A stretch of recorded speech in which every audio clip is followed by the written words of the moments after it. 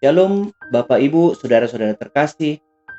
Pengkhotbah 2 ayat 14 berkata, mata orang berhikmat ada di kepalanya, sedangkan orang yang bodoh berjalan dalam kegelapan.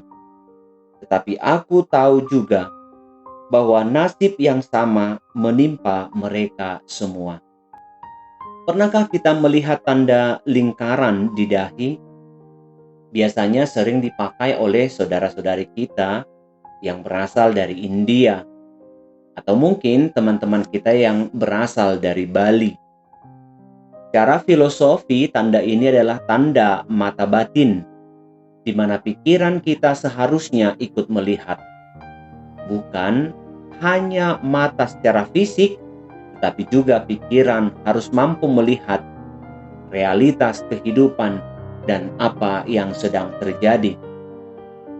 Sehingga bukan hanya mata yang melihat, namun pikiran dan batin pun harus ikut melihat. Apa gunanya dari semua itu? Menurut tradisi Asia, seseorang yang memahami perjalanan kehidupan ini, dia adalah orang yang berhikmat, yang mampu menganalisa peristiwa dan memahami makna dari segala sesuatu.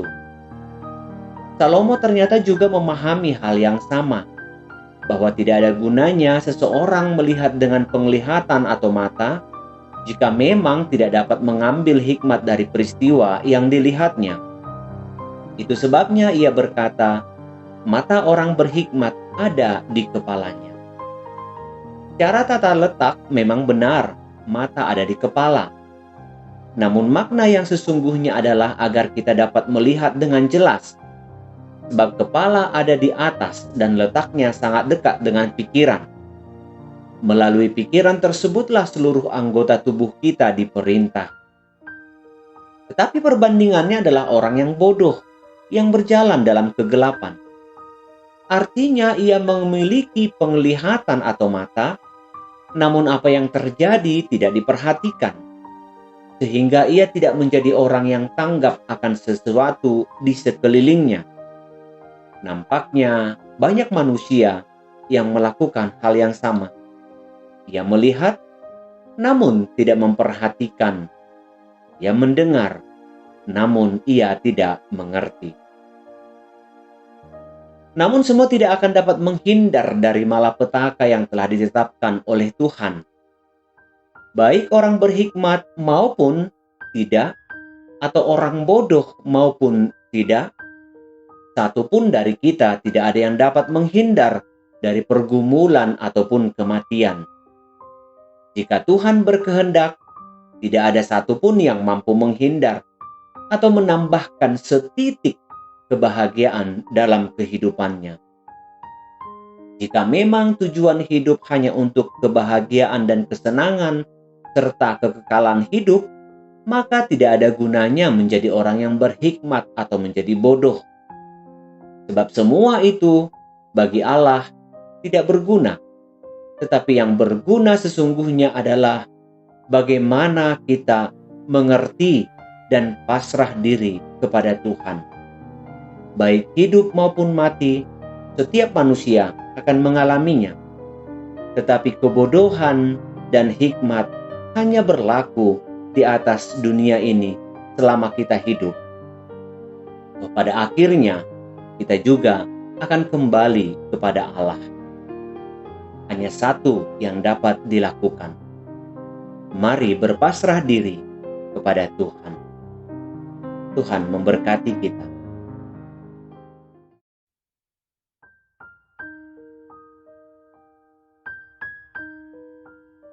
Allah, Bapa sumber segala nikmat kehidupan, telah Engkau jagai tubuh, roh dan jiwa ini selama dalam peraduan.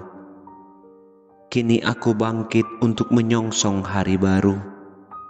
Sebagaimana iman ini menerima terang daripadamu, biarlah tubuhku menyambut mentari sebagai terang yang menghangatkan batinku. Hari ini, ketika samar-samar terang nampak di ufuk timur, kan ku persiapkan apa yang aku perlu untuk tanggung jawab dari sebuah karya yang telah Engkau tetapkan bagiku. Sekiranya aku melemah, biarlah Roh-Mu menguatkan, sehingga seluruh tugas dan tanggung jawab dalam satu hari ini dapat kuselesaikan, sehingga semua karya disempurnakan di dalam kasih-Mu. Semoga jalan yang lurus terlihat jelas di hadapanku, sebagaimana jalan yang telah ditetapkan oleh Putra-Mu, Yesus Kristus Tuhanku. Amin.